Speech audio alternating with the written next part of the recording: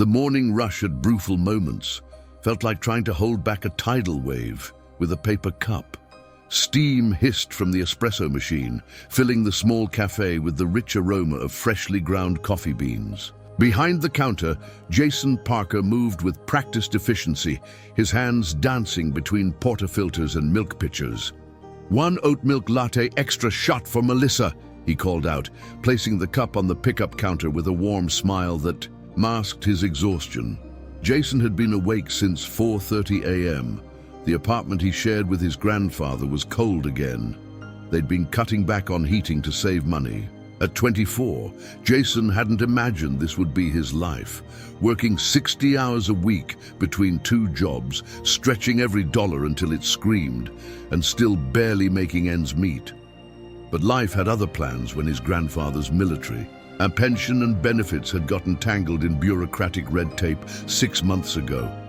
"Morning sunshine," said Deena, the cafe owner, as she emerged from the back office. Her eyes immediately caught the dark circles under Jason's eyes. "Rough night?" Jason shrugged, steaming milk for the next order. "Gramps had another bad one. The nightmares are getting worse." Deena's expression softened. She knew about Jason's grandfather, a Vietnam veteran whose PTSD had intensified with age. "You should take a break, honey. I can handle the rush for 15 minutes. "I'm good," Jason insisted, already preparing the next drink. "Besides, tuition payment is due next week." That was the other thing keeping Jason awake at night. He'd been taking night classes in computer programming for the past year and a half, determined to build a better future for himself and his grandfather. Every spare dollar went to either bills or tuition, leaving nothing for emergencies or luxuries like a full night's sleep. The morning continued in its chaotic rhythm. Jason called out orders, wiped down counters and restocked supplies, all while maintaining the cheerful demeanor expected of someone in the service industry. His customer service smile was well practiced, hiding the fact that he'd skipped breakfast, again to make sure his grandfather had enough to eat. Around 9:30 a.m., as the morning rush began to thin, the cafe door opened, bringing with it a gust of autumn air. A man in his 50s walked in, his appearance striking an odd contrast. He wore faded jeans and a simple grey sweatshirt that had seen better days, but his posture spoke of confidence. His salt and pepper hair was uncombed, and several days' worth of stubble covered his face. What caught Jason's attention, though, was the 1,000-yard stare in the man's eyes, a look he recognized from his grandfather. The man approached the counter slowly, seeming almost disoriented by the menu board. Jason noticed a slight tremor in his hands. "Good morning, sir," Jason greeted him with genuine warmth. "What can I get started for you today?" The man blinked, focusing on Jason as if just noticing him. "Just coffee, black." His voice was rough, like it hadn't been used in days. "Coming right up," Jason said, reaching for a cup. "For here or to go?" "Here," the man replied, then fumbled with his pockets.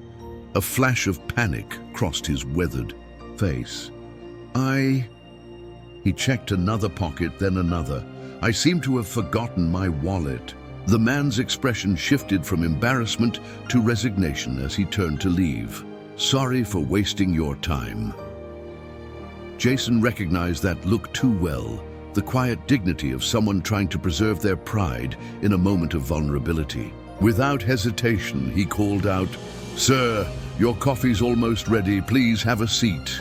The man turned back, confusion evident in his tired eyes. "Don't worry about it," Jason said, pouring the coffee into the cafe's best ceramic mug. "We all forget things sometimes. This one's on me." "I can't accept that," the man said stiffly. Jason glanced around to make sure Deena wasn't within earshot, then lowered his voice. "Actually, we have a program for veterans." He'd noticed the man's military-style boots and the way he scanned the room upon entering, habits his grandfather had never lost. "Are you a veteran, sir?" The man's posture changed subtly, straightening almost imperceptibly. "Marine Corps, 2 tours." Jason nodded respectfully. "Then please have a seat. The coffee's already made." After a moment's hesitation, the man accepted, the mug with a nod of thanks. Jason watched as he chose a table in the corner, back to the wall, with a clear view of both the door and the counter, exactly where his grandfather would have sat. As the man sipped his coffee, Jason continued serving other customers, occasionally glancing over to make sure the veteran was doing okay. The man sat quietly, hands wrapped around the mug as if absorbing its warmth, staring out the window at the busy street. What Jason didn't know, couldn't have known, was that the disheveled man in the corner wasn't just any veteran. He was Marcus Reed, founder and CEO of Quantum Leap Technologies, whose net worth had last been estimated at just over $11 billion. The same Marcus Reed who had disappeared from public view 3 months ago after the tragic death of his wife, leaving his company's board in disarray and sparking rumors of a mental breakdown, and Jason certainly couldn't have known that his simple act of kindness had just set in motion a chain of events that would change both their lives forever. Jason's shift ended at 3 p.m., but his day was far from over. He hung his apron on the hook in the back room, quickly counting the meager tips he'd collected, $27.43. Not great, but it would cover bus fare for the week and maybe a small treat for Grandpa Walter. "You sure you don't want to stay for a sandwich before you go?" Deena asked, already knowing the answer. "You barely touched your lunch break." "Can't," Jason replied, slipping the money into his worn leather wallet. "Need to pick up Gramps' prescription before my night class." Deena frowned. "When was the last time you had a day off, kid?" Jason flashed her a tired smile. "What's a day off?" Outside, the autumn afternoon had turned chilly. Jason zipped up his threadbare jacket and started the 15-minute walk to the pharmacy, mentally calculating his budget as he walked. His grandfather's VA benefits had been delayed again, something about missing paperwork and system updates. The rent was due in 10 days, and his tuition payment couldn't be postponed any longer without risking his spot in the program. The weight of responsibility pressed down on his shoulders like a physical force. Most people his age were building careers, traveling, or at least enjoying happy hour with friends. Jason's last night out had been 6 months ago, and even then, he'd spent half the time worrying about leaving his grandfather alone. At the pharmacy, Jason joined the line, absently scrolling through coding tutorials on his cracked phone screen. He'd stayed up until 2 a.m. completing an assignment, determined not to fall behind, despite his exhausting schedule. "Next," called the pharmacist. "Picking up for Walter Parker," Jason said. The pharmacist typed the name into her computer. "That'll be $47.83. Jason pulled out his card, holding his breath as he always did until the payment went through. "I'm sorry, sir," the pharmacist said, her expression apologetic. "Your card was declined." Jason's stomach dropped. He checked his bank account on his phone, 4367. He'd forgotten about the automatic subscription payment for his coding course materials. "Let me try another card," he said, fumbling for his emergency credit card, the one already maxed out from his grandfather's hospital stay last month. He knew it wouldn't work, but he had to try. As expected, the second card was declined too. Heat crawled up Jason's neck as he became aware of the line forming behind him. "I have cash," he said quietly, pulling out the tips he'd just earned.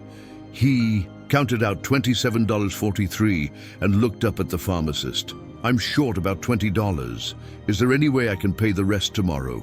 These are my grandfather's heart medications." The pharmacist's face softened with sympathy, but rules were rules. "I'm sorry, we can't release partial prescriptions."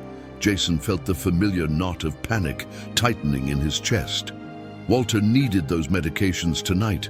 Missing even one dose could be dangerous. "Please," Jason said, lowering his voice. "My grandfather is a veteran. He fought for this country. The VA benefits are just delayed, but he needs these pills." I wish I could help, the pharmacist replied, genuine regret in her voice. As Jason stood there, trying to decide which bill he could postpone paying, a deep voice spoke from behind him. Add it to my tab. Jason turned to find the veteran from the coffee shop standing there, the same weathered expression on his face. Up close, Marcus Reed looked even more exhausted than he had that morning, but there was a clarity in his eyes that hadn't been there before. Sir, I can't accept that, Jason said automatically, pride briefly overtaking practicality. You can and you will, Marcus replied, his tone leaving no room for argument.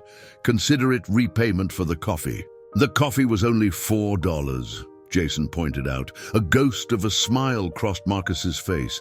It was good coffee. Before Jason could protest further, Marcus handed his card to the pharmacist. Whatever he needs.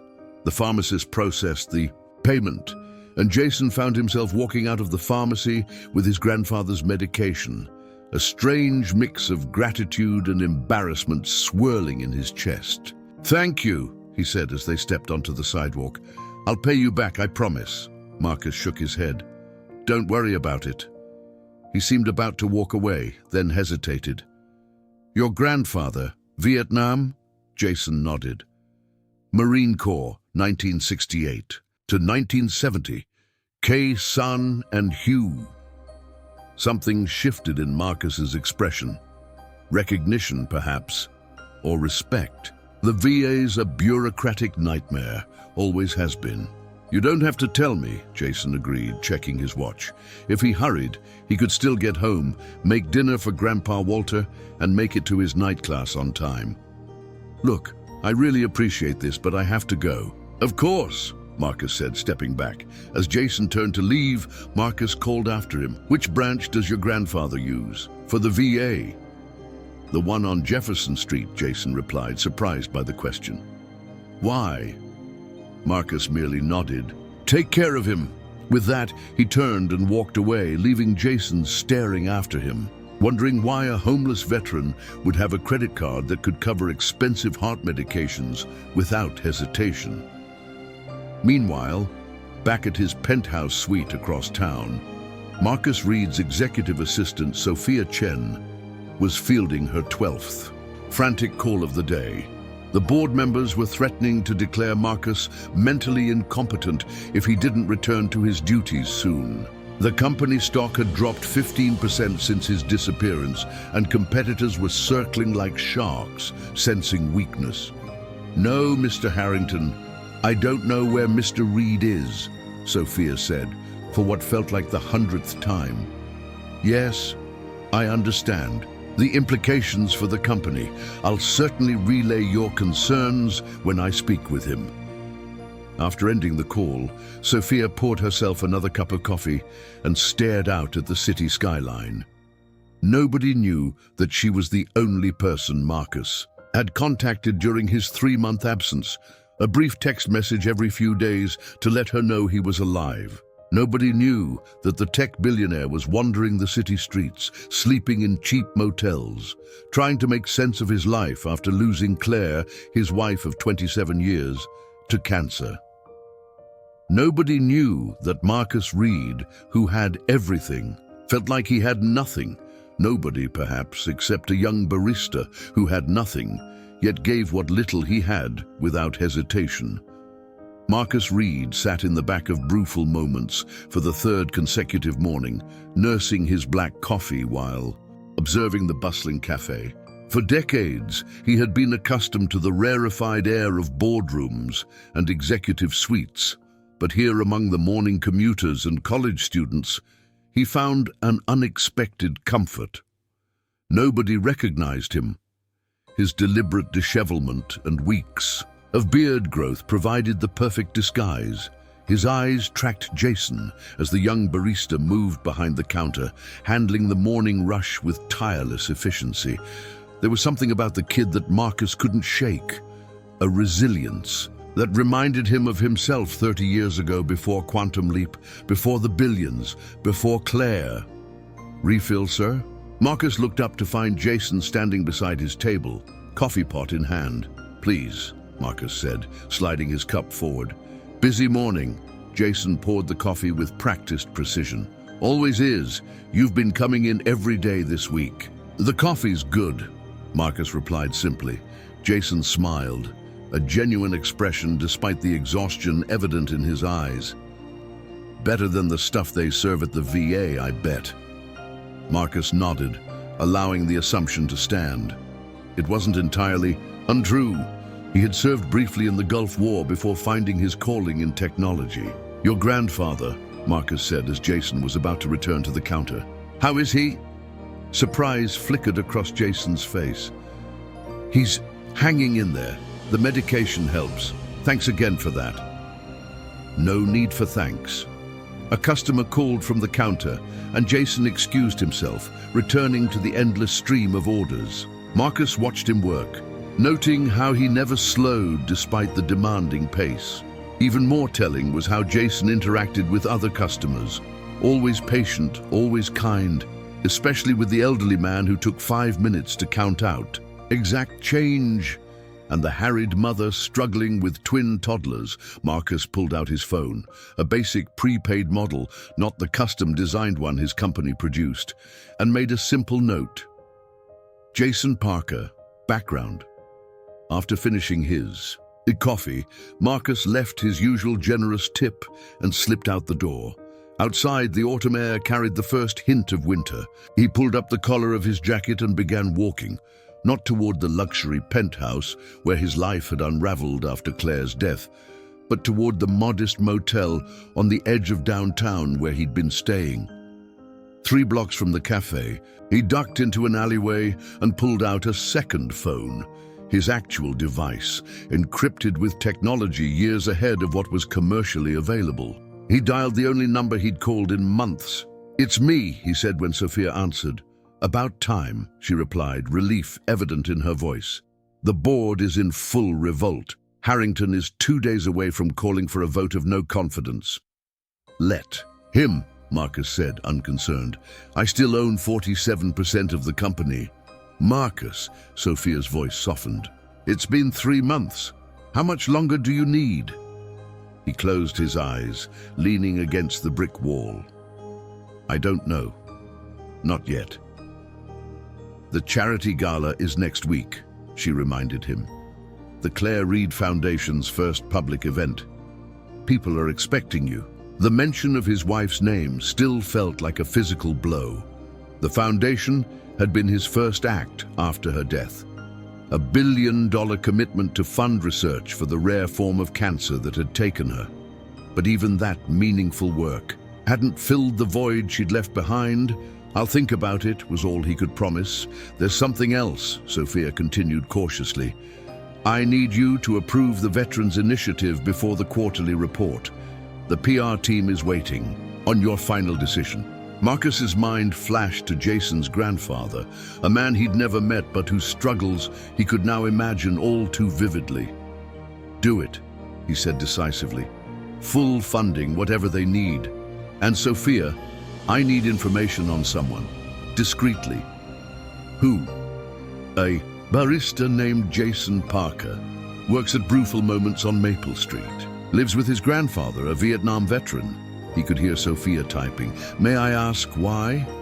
"Just curious," Marcus replied, knowing how inadequate the answer was.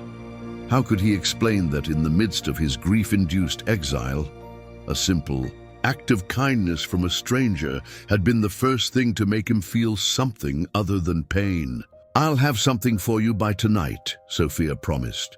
After hanging up, Marcus continued to his motel room, a stark contrast to the $40 million penthouse that overlooked the city. The worn carpet and faded wallpaper matched his current state of mind far better than Italian marble and floor-to-ceiling windows ever could. He showered and shaved for the first time in days, revealing the face that had graced magazine covers and tech conferences. Looking in the mirror, he barely recognized himself. The man staring back at him seemed older, the lines around his eyes deeper, the gray in his hair more pronounced. Claire would have teased him about it. His phone buzzed with an incoming message from Sophia, a detailed file on Jason Parker. Marcus sat on the edge of the bed and began reading. 24 years old.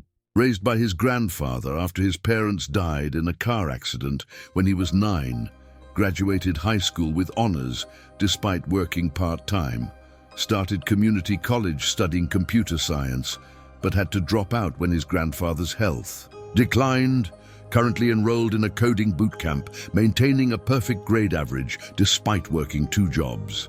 And then the financial details: mounting medical bills, maxed out credit cards, a looming eviction notice, student loans coming due, all while caring for Walter Parker, 78, decorated Marine Corps veteran with a Purple Heart, whose benefits had been caught in administrative limbo for 6 months. Marcus set the phone down, a plan already forming in his mind. For the first time since Claire's death, he felt a sense of purpose. Not the grand mission of running a tech empire or even funding cancer research, but something immediate and tangible. He would help Jason Parker, not with charity or handouts that would wound the young man's pride, but with something far more valuable: opportunity. And perhaps, in the process, he might find his own way back to the world of the living. The apartment was quiet when Jason arrived home, which immediately sent a wave of concern through him. Usually, Grandpa Walter would be watching his old war documentaries or working on one of his model ships. Small activities that kept his mind engaged despite his declining health. "Gramps?" Jason called out, setting down the groceries he'd managed to pick up with his last few dollars. The tiny 2-bedroom apartment they shared was in a building that had seen better days. The elevator worked only sporadically, and the heating system sputtered more often than it functioned, but it was home, at least for now. He found his grandfather in his bedroom, sitting in his wheelchair by the window, staring silently at the darkening sky. Walter Parker had once been a towering figure of strength, a Marine who had survived the horrors of Vietnam and returned to build a life and raise his grandson after tragedy struck. Now, his once powerful frame was diminished, but his eyes, still, held the same determination Jason had always admired. "Hey, you okay?" Jason asked, kneeling beside the wheelchair. Walter turned slowly, a faint smile appearing beneath his silver mustache. "Just thinking, son." "About what?" Walter gestured vaguely toward the window. "Life, choices. The letter came today." Jason's heart sank. "What letter?" Walter pointed to an official-looking envelope on the bedside table. Jason picked it up already, knowing what it contained before he read it. The apartment complex had been sold to a developer months ago, and rumors of evictions had been circulating ever since. 60 days, Jason said, his voice hollow as he finished reading. "They're giving us 60 days to vacate." Walter nodded slowly. "Been expecting it. Place like this, prime location for those luxury condos they're building everywhere." Jason crumpled, the notice in his fist, anger bubbling up inside him. "They can't do this. There are laws, protections for seniors and veterans." "There are always ways around laws, son." Walter's voice carried the weary wisdom of someone who had seen too much. "Of life's injustices. Don't worry about me. I've survived worse." Jason forced a smile, unwilling to burden his grandfather with his fears. Where would they go? Even if he took on a 3rd job, affordable housing in this city was nearly impossible to find. And moving would mean being further from Walter's doctors, from Jason's night classes, from everything they had carefully built to survive. "I'll figure something out," Jason promised, squeezing his grandfather's shoulder. "I always do, right?" Walter reached up, his weathered hand covering Jason's. "You shouldn't have to carry all this, son. You're too young to have your life on hold." "I'm not putting anything on hold," Jason insisted, the familiar argument a comforting routine between them. "I'm exactly where I want to be. Later, after..." Serving his grandfather dinner and helping him to bed, Jason sat at their small kitchen table, laptop open in front of him. The screen displayed his latest coding assignment, a project that was due in 3 days, but his mind kept drifting to the eviction notice, and the mountain of bills piling up beside him. He pulled up their bank account, $121.87. Not enough for everything they needed, not even close. His next paycheck wouldn't arrive for a week, and it was already promised to the overdue electric bill and Walter's medication co-pays. Jason rubbed his eyes, fighting against the exhaustion that had become his constant companion. He couldn't remember the last time he'd slept more than 4 hours at a stretch. Between his morning shifts at the cafe, evening shifts at the convenience store, night classes, and caring for Walter, sleep had become a luxury he couldn't afford. His phone buzzed with a text from Deena. "Got your application for extra hours? We'll try to fit you in. You sure about this?" Jason texted back quickly. "Definitely sure. Need the money. Thanks, D." Taking a deep breath, he forced himself to focus on his coding assignment. This boot camp was his ticket to a better future, a chance to secure a job that would pay enough to support both him and Walter comfortably. He couldn't afford to fail, not with everything riding on his success. Across town, in a sterile hotel room that bore no trace of its occupant's wealth or status, Marcus Reed was making plans of his own. 3 computer screens illuminated his face as he reviewed the information Sophia had gathered on Jason and Walter Parker. "The grandfather's military record is impressive," Sophia noted through the encrypted video call. "Bronze Star, with Valor Device, Purple Heart, 2 tours. The benefit issue seems to be related to a system migration that corrupted records for veterans with specific service dates. And no one's bothered to fix it," Marcus said, his jaw tightening. "It's buried in bureaucracy. Could take months more. Without intervention," Marcus nodded, making a note. "What about their housing situation?" Sophia's expression turned grim. "Not good. The entire building was acquired by Westfield Development Group 6 months ago. They're converting it to luxury condos starting next quarter. All current residents are being evicted." "Westfield," Marcus repeated, the name triggering a memory. "Aren't they one of our technology clients?" "Yes, they use our security systems in all their properties. James Westfield and you were on that panel together last year at the Tech Summit." Marcus leaned back, staring at the ceiling. A plan was taking shape in his mind, not charity, which he suspected Jason would reject, but something more substantial. Something that might address the system that had failed Walter Parker and countless veterans like him. "Sophia, I need you to set up a meeting with our legal team and find out everything you can about the VA's information systems, specifically who's managing the software integration that's causing these benefit delays. Are you planning to come back to the office?" Sophia asked cautiously. Marcus was silent for a long moment, considering the question. The 3 months of self-imposed exile had provided no answers, no peace, no resolution to his grief. Perhaps it was time to find purpose again, not in running from his pain, but in channeling it towards something meaningful. "Not yet," he finally replied, "but soon. First, I need to understand something." "What's that?" Marcus looked at the image of Jason on his screen, a tired young man carrying a burden too heavy for his years, yet still finding the humanity to help others.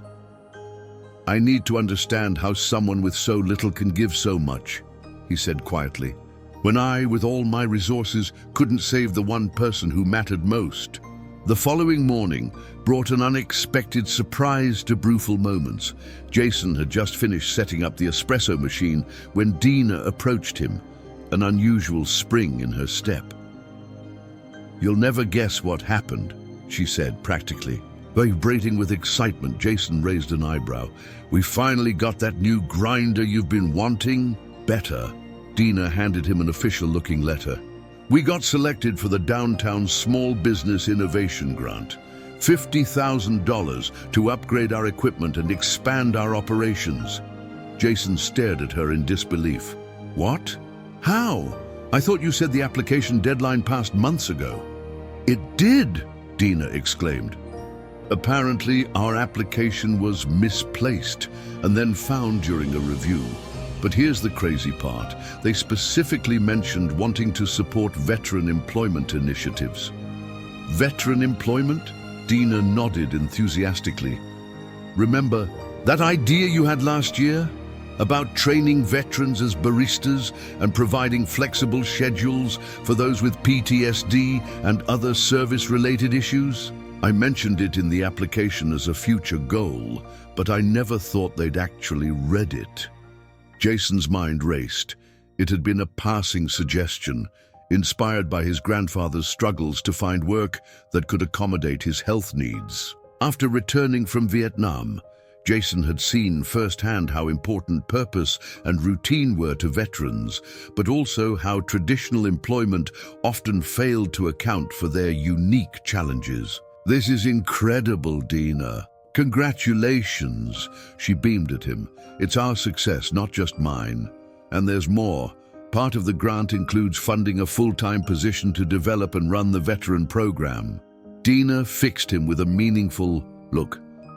"I want you to take that position, Jason. Full benefits, better pay, and hours that would work around your classes." Jason felt the air leave his lungs. A full-time position with benefits would change everything. Walter's prescription costs would be covered. They could afford a better apartment, and Jason wouldn't have to work at the convenience store anymore. I don't know what to say." "Say yes, dummy," Deena laughed. "You've earned this. Nobody works harder than you." Before Jason could respond, the bell above the door chimed. Marcus walked in, looking more put together than usual. He'd trimmed his beard and was wearing a clean, though still casual, jacket. "Morning," he greeted them, nodding at Jason. Deena nudged Jason with her elbow. "Your regulars here, I'll give you a minute to think about my offer." She retreated to the back office, leaving Jason alone at the counter. "You look happy," Marcus observed as he approached. Jason couldn't contain his smile. "Good news for once. The cafe just got a grant that's going to change everything." He quickly explained the situation as he prepared Marcus's usual black coffee. "That's excellent," Marcus said, a peculiar expression crossing his face. "Sounds like someone recognized the potential here." "Yeah, it's wild," Jason agreed, sliding the coffee across the counter. "For the first time in months, I feel like things might actually work out." He hesitated, then added, "My grandfather and I got an eviction notice yesterday. Our building's being converted to luxury condos." Something hardened in Marcus's eyes. "Westfield Development?" Jason blinked in surprise. "Yeah, how did you know?" "Lucky guess," Marcus replied, taking a sip of his coffee. "They're buying up a lot of properties downtown." "Well, with this new job, we might actually be able to find a decent place. One without mold in the bathroom and heat that works when it's supposed to." Jason shook his head, embarrassed by his oversharing. "Sorry, you didn't come in to hear about my housing problems." "Actually," Marcus said carefully, "I might be able to help with that." Jason's guard went up immediately. "That's really nice, but we'll manage. You already helped with the medication. I'm not offering charity," Marcus clarified, seeming to sense Jason's discomfort. "I know of an apartment building on Oakwood Avenue. The owner is a veteran who reserves units for other vets at below-market rates. Your grandfather would qualify." "Oakwood Avenue?" Jason repeated, his eyes widening. "That's a nice area. We couldn't afford that. The rent is subsidized for veterans," Marcus explained. "The owner believes in taking care of his own. Let me give you his contact information." Jason hesitated, his pride warring with practicality. "Why are you doing this? Helping us, I mean." For a moment, Marcus seemed caught off guard by the direct question. "Someone helped me once," he finally said, his voice taking on a distant quality. "When I had nothing. I never got the chance to thank them properly." He refocused on Jason. "Consider it passing on a debt." Before Jason could press further, the morning rush began in earnest. As he turned to greet the new customers, Marcus slipped a business card across the counter. "Call this number," he said. "Mention my name, Mark. Read, they'll help you." The simplified version of his name wasn't quite a lie, but it maintained the distance Marcus still needed. He left a generous tip as always and exited the cafe, pulling out his secure phone once he was outside. "Sophia, it's me," he said when his assistant answered. "The grant went through?"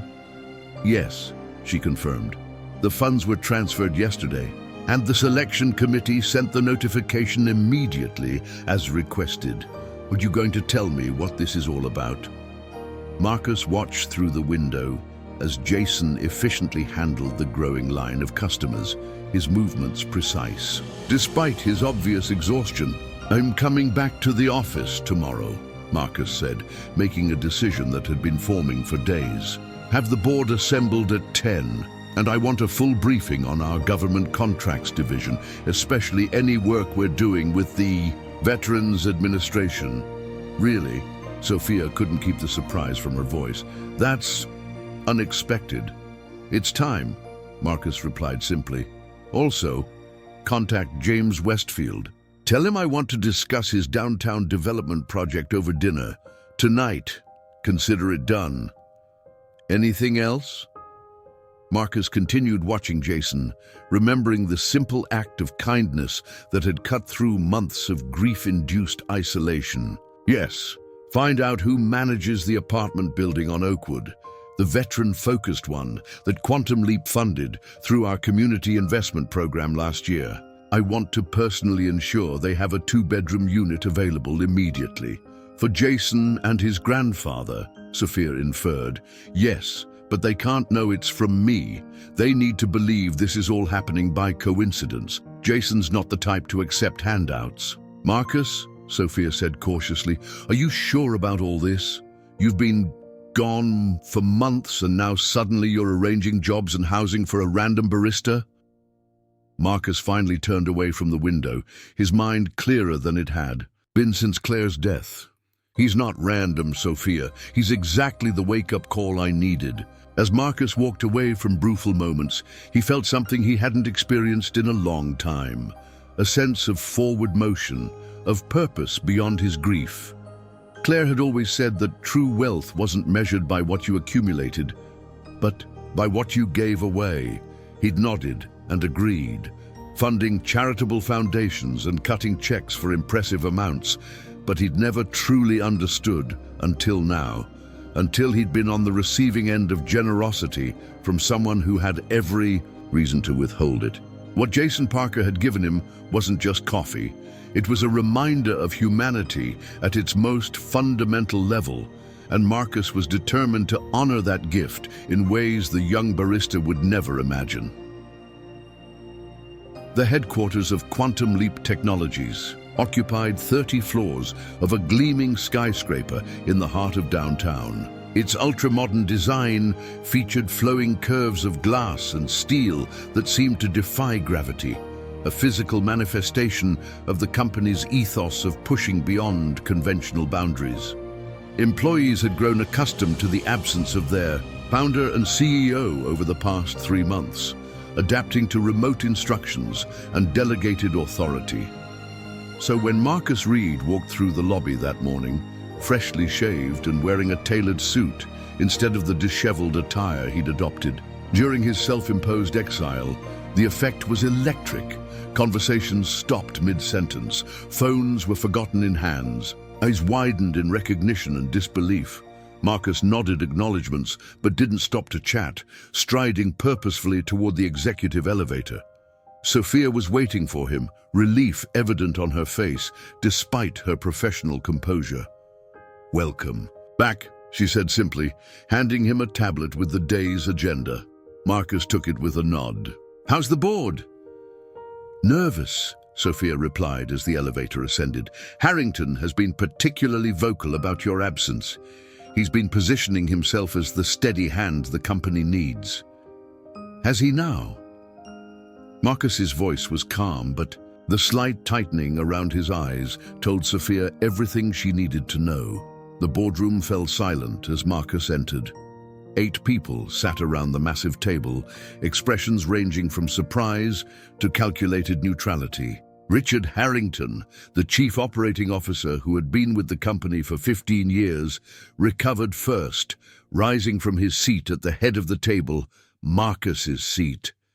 "Marcus, what an unexpected pleasure. We weren't aware you'd be joining us today." "Clearly," Marcus replied, his gaze flicking to Harrington's position at the table. He didn't need to say more. Harrington smoothly gathered his materials and moved to his usual place, freeing the chair. Marcus took his seat, looking around at the faces watching him. These were people he'd worked with for years, some for decades. Yet, in this moment, he felt strangely detached from them and their concerns about profit margins and market share. "I understand there's been some anxiety about my absence," he began, his voice steady. "I apologize for the disruption, but sometimes perspective requires distance." 3 months is quite a lot of distance, Marcus, said Vivian Chen, the chief financial officer. "The shareholders are getting restless. The shareholders have enjoyed record returns under my leadership for 20 years, Marcus countered. They can tolerate 3 months of uncertainty. He opened the portfolio Sophia had prepared, effectively ending that line of discussion. "Now, I'd like to discuss our government contracts division, specifically our work with the Veterans Administration." The board members exchanged glances, clearly thrown by this unexpected topic. "Our VA contracts represent less than 4% of our overall revenue," said Trevor Wilson, head of government relations. "They're stable, but not particularly growth-oriented." "And what exactly are those contracts for?" Marcus pressed. "Primarily data management systems," Trevor explained, consulting his notes. "We've been handling their benefits processing infrastructure for about 5 years now." Marcus leaned forward. "And are we aware that their system is currently failing to process benefits for thousands of veterans? That men and women who served this country are going without medical care and housing because our software isn't doing what it's supposed to do?" An uncomfortable silence fell over the room. "There have been some integration issues with the new platform," Trevor admitted reluctantly. "The VA's legacy systems are notoriously difficult to fix it," Marcus interrupted, his voice quiet but firm. "Whatever resources it takes, I want a task force assembled by the end of the day. This becomes our top priority." "Marcus," Harrington interjected, "while I sympathize with the veterans' plight, we have shareholders to consider. Diverting significant resources to a low-revenue contract. Did I ask for your opinion, Richard?" Marcus turned his gaze to the COO, who faltered under the intensity of his stare. "This isn't about revenue, it's about responsibility. Our system is failing people who can't afford to wait for quarterly reviews and budget reassessments." Harrington sat back, lips pressed into a thin line. "Now," Marcus continued, addressing the entire board, "I have another announcement.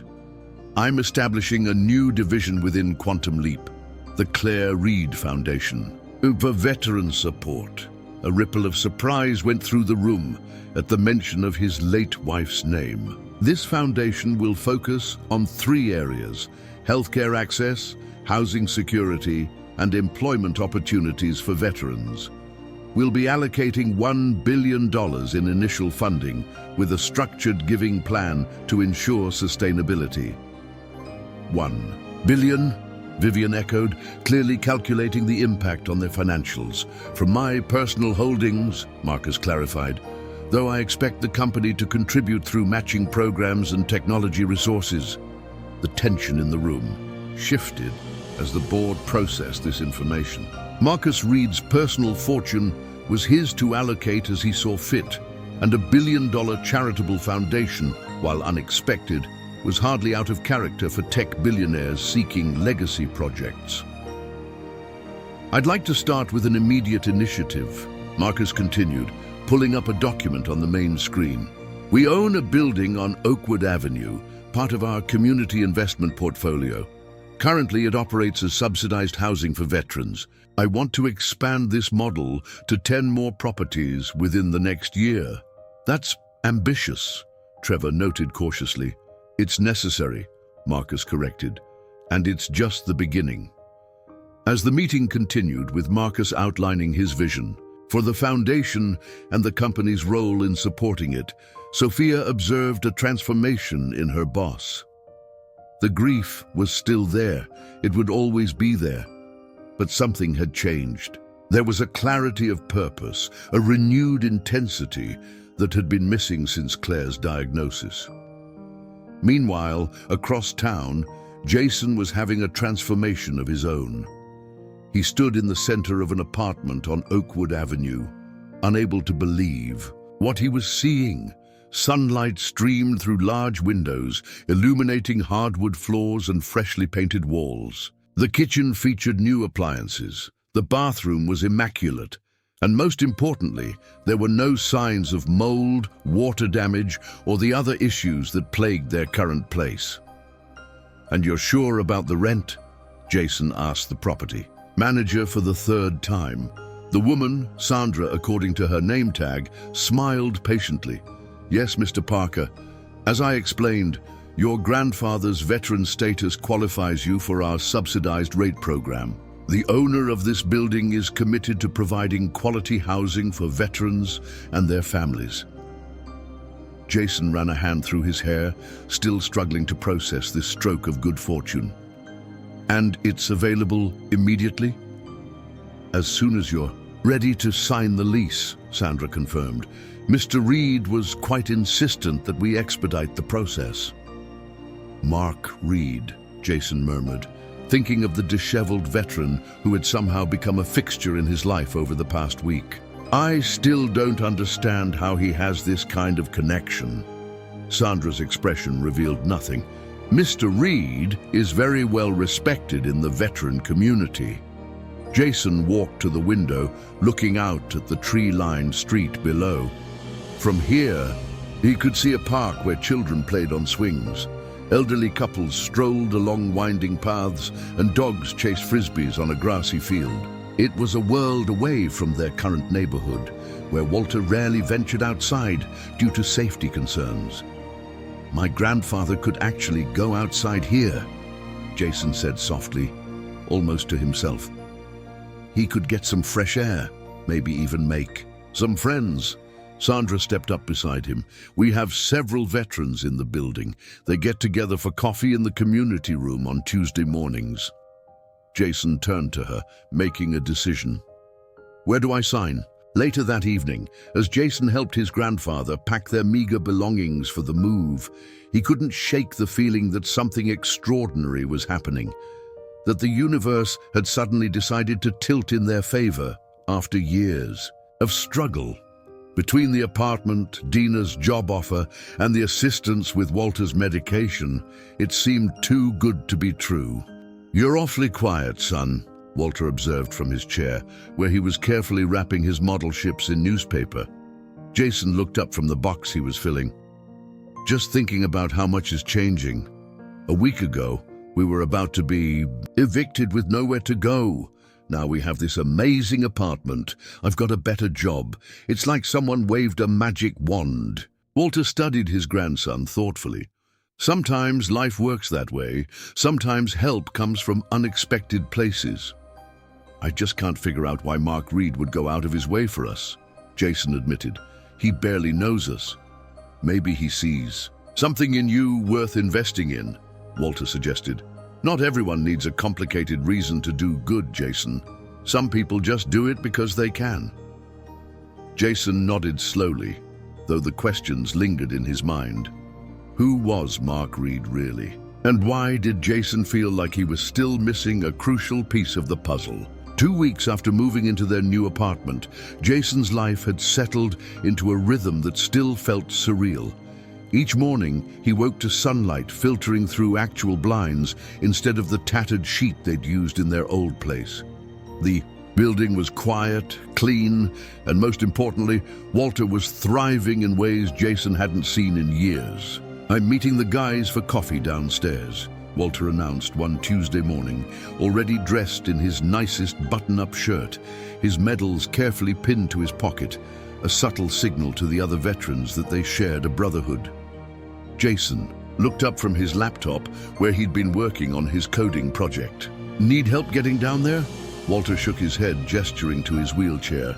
"Jim from 4B is coming by.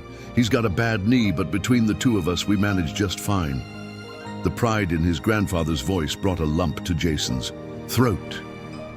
Walter had spent so long isolated in their old apartment that Jason had forgotten how social he once was.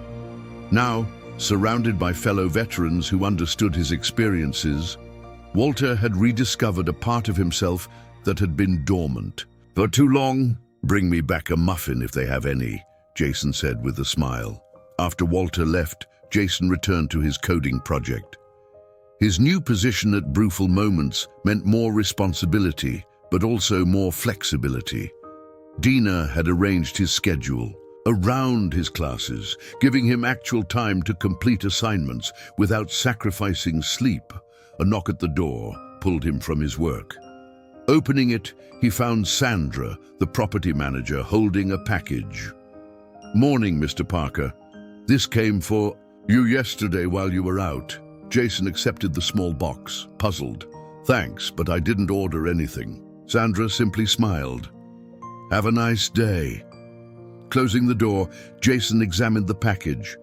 His name and address were printed on a label, but there was no sender information.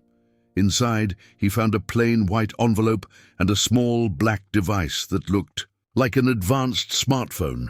Curious, he opened the envelope first. Inside was a brief note. "This prototype is faster than anything on the market. Thought it might help with your coding classes." Mr. Jason picked up the device, turning it over in his hand.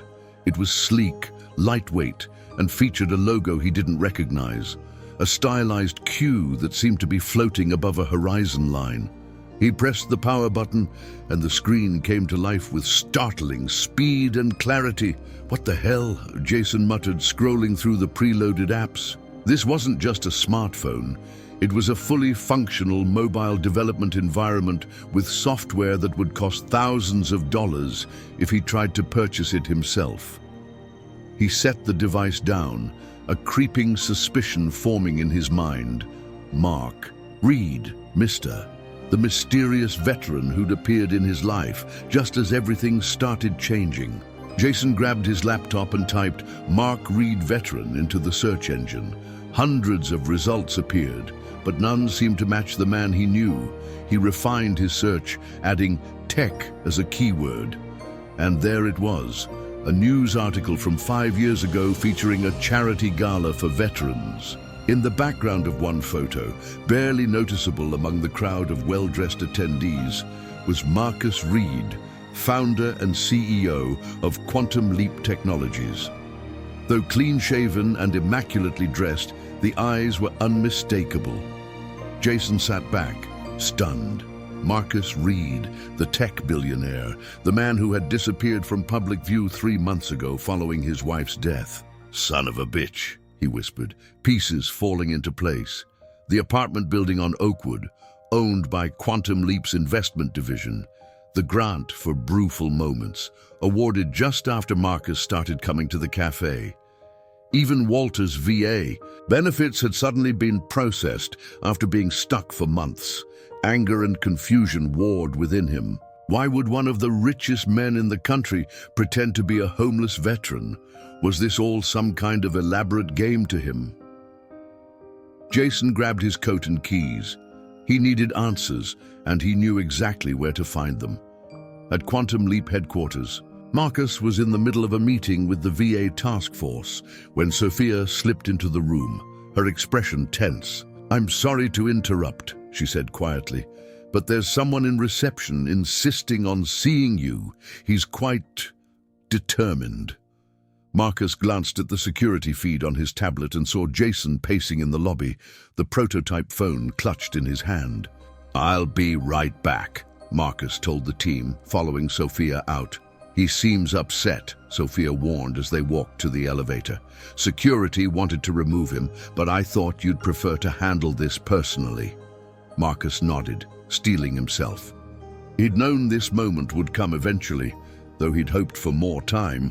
When the elevator doors opened to the lobby, Jason spotted him immediately.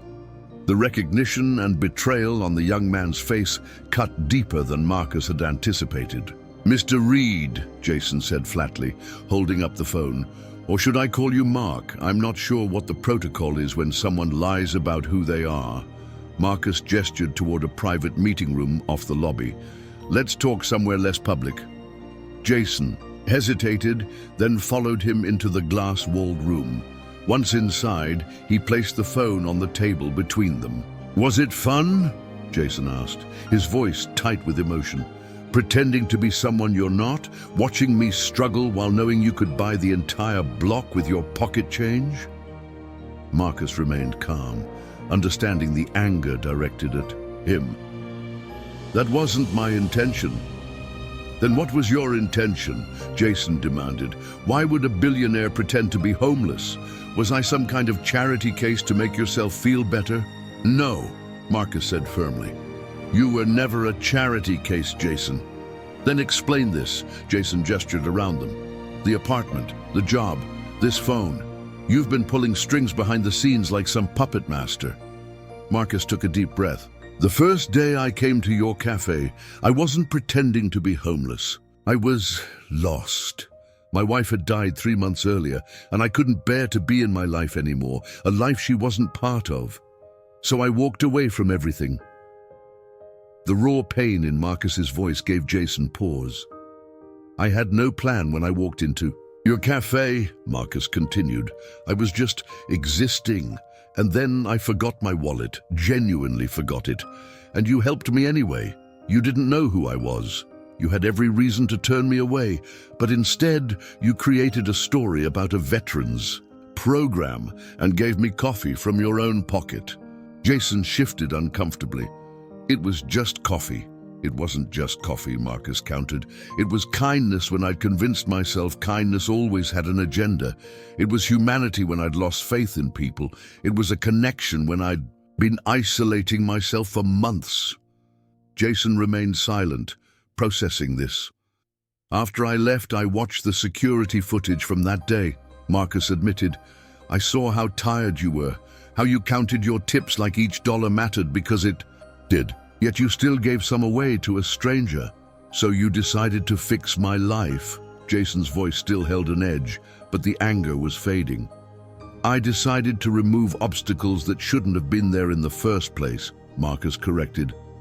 "The VA benefits your grandfather earned through his service, the housing he deserves as a veteran, the opportunity you've earned through your hard work. None of that is charity, Jason, it's justice." Jason ran a hand through his hair, conflicted. "You still lied about who you were." "Yes," Marcus acknowledged, "and for that I apologize.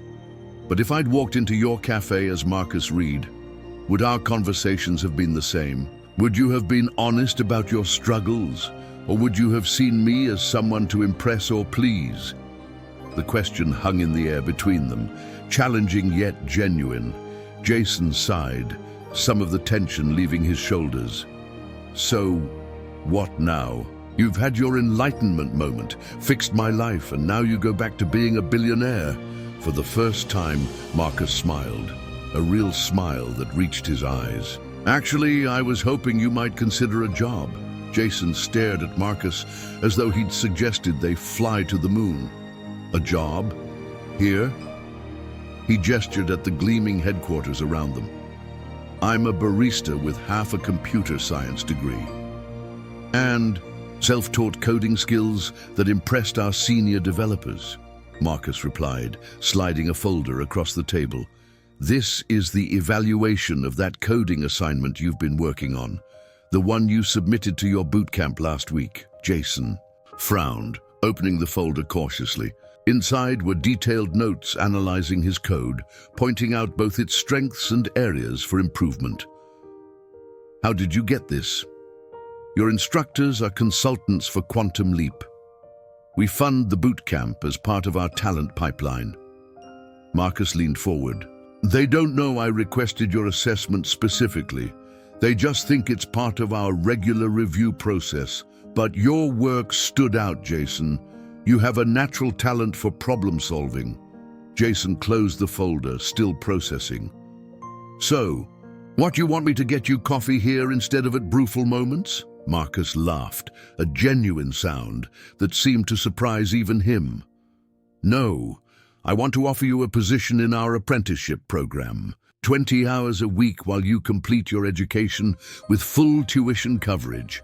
After graduation, a guaranteed position as a junior developer if you meet performance standards. Why? Jason asked bluntly. There must be hundreds of candidates. More qualified than me, there are candidates with more formal education, Marcus acknowledged. But qualification isn't just about degrees. It's about perseverance, creative thinking, and the ability to solve problems with limited resources. You've demonstrated all of those qualities and more. Jason stood up abruptly, walking to the window that overlooked the city. From this height, he could see the park near their new apartment, the university where he took night classes, and even the distant shape of Brewful Moments. His world, laid out in miniature from the Billionaire's vantage point. I can't just leave Deena, he said. Finally, especially not after she created that position for me. The veteran program at Brewful Moments will continue, Marcus assured him. The grant is guaranteed for 3 years, with extension options. And Deena already has someone in mind to run it, a Marine veteran who's been looking for work. She just hasn't told you yet. Jason turned, surprised. You talked to Deena about this? I needed to ensure it wouldn't leave her in a difficult position, Marcus explained. She cares about you, Jason. She wants what's best for you, even if that means losing you as an employee. This is all happening so fast, Jason murmured, overwhelmed. Take some time to think about it, Marcus said, rising from his seat. The offer doesn't expire, but there's something else I'd like to show you before you decide. Curious despite his reservations, Jason followed Marcus back to the elevator. They rode in silence to the 30th floor, where the doors opened directly into a massive open space filled with developers working at standing desks, gathered around whiteboards, or testing equipment in specialized labs. This is our innovation center, Marcus explained as they walked through the space. Some employees looked up, clearly surprised to see their CEO giving a personal tour to a young man in a coffee-stained jacket. Every product Quantum Leap develops starts here. They approached a separate area cordoned off from the main floor. A sign on the door read, Project Phoenix, authorized personnel only. Marcus pressed his palm to a scanner and the door slid open. Inside was a smaller team of developers working on what appeared to be specialized medical equipment. A woman in a lab coat noticed their entrance and approached. Dr. Chen, this is Jason Parker, Marcus introduced them. Jason, Dr. Chen is leading our medical technology division. It's nice to meet you, Jason said, shaking her hand. Marcus speaks highly of you, Dr. Chen replied with a warm smile. Would you like to see what we're working on? She led them to a workstation where a complex device was being assembled. It resembled a thin exoskeleton designed to fit around a human leg. This is a neural responsive mobility assistance system, Dr. Chen explained. It's designed to help veterans and others with lower limb mobility issues maintain independence and reduce pain. Like my grandfather, Jason realized, watching as a technician demonstrated how the device responded to subtle muscle signals. Exactly, Marcus confirmed. Project Phoenix aims to develop assistive technologies specifically for veterans, with a focus on making them affordable and accessible. The problem with current systems, Dr. Chen continued, is that they're either too expensive for most patients or too limited in functionality. We're trying to bridge that gap. How close are you?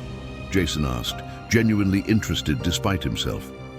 The hardware is nearly there, Dr. Chen replied. It's the software that's our current challenge. We need to build algorithms that can adapt to individual users, learning their movement patterns and anticipating their needs. Marcus watched as Jason examined the prototype, asking technical questions that revealed his quick grasp of the project's goals. This is why I want you on the team, Jason. You understand both the technical challenge and the human impact of this work.